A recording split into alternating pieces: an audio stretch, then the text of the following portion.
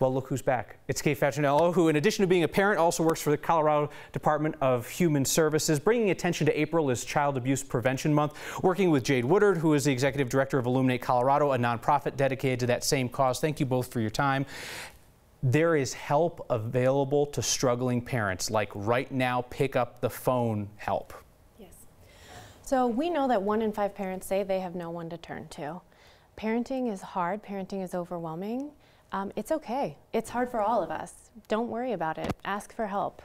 And when that help is not available, when people feel like they have no one to turn to, that's when terrible things happen. And it's the kind of thing that we hear about in the news, and that is something that your department deals with, but you also want people to know about the steps ahead of time that can keep families out of these terrible situations. Exactly. It's all about strengthening families. Know the programs in your community. There's family resource centers, early childhood councils, safe care programs, home visiting programs. There's countless programs for parents to learn better parenting and just get connected with other parents, because it is just, even for me, it feels so good to get it off your chest of, I need help, I'm struggling, and to have someone turn to. Jade, as I think about it, I'm sure that there are families that struggle because they don't have a lot of resources and they don't have those supports. But then there are also families that say, you know, we're doing okay on resources, or we've got good supports, and you almost feel embarrassed to reach out and ask for help. Yeah, I mean, certainly families without resources have another layer of complexity or stress to manage. But, you know, the truth is, being a parent and raising children is hard no matter who you are. And there are things that you can do that can be helpful. So research shows us there are 5 protective factors in place. And if you build those within your own family, we greatly see a decrease in child abuse and neglect, but we also just see stronger families. We see less stressed out parents. We see children that have all of the love and support that they need. And those 5 protective factors are fairly simple.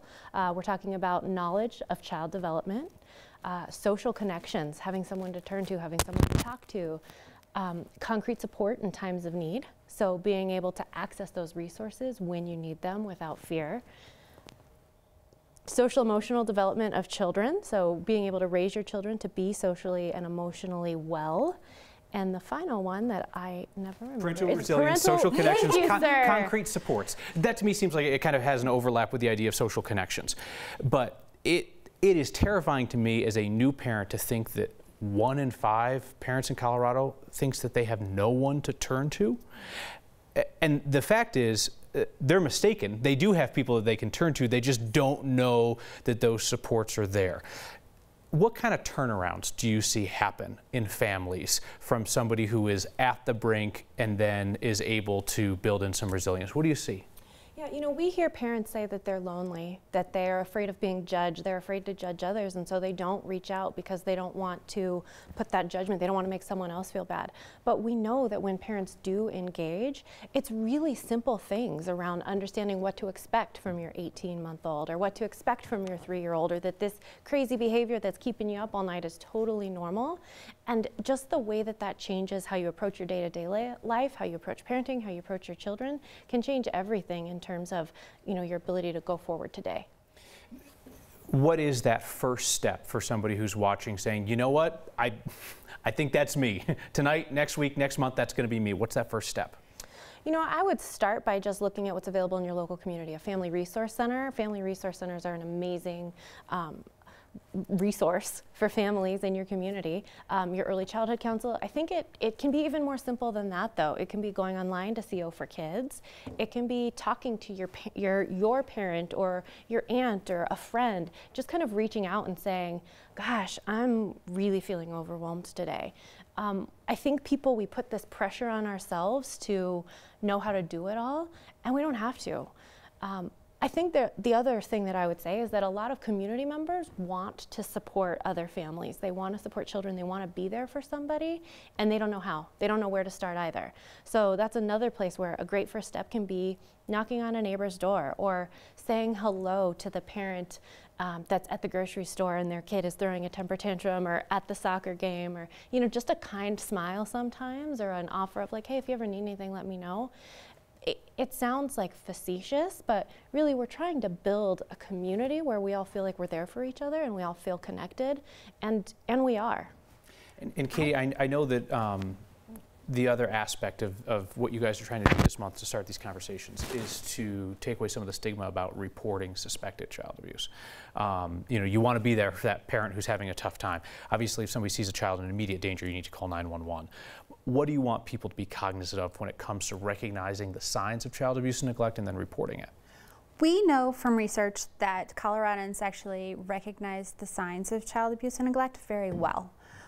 It's that next step of reporting concerns that people seem to be having some trouble with. We've made some great strides for the last couple of years since we launched the new statewide hotline 1-844-CO for kids, but we still want to see the public engage more. And so that's why we created the website, coforkids.org.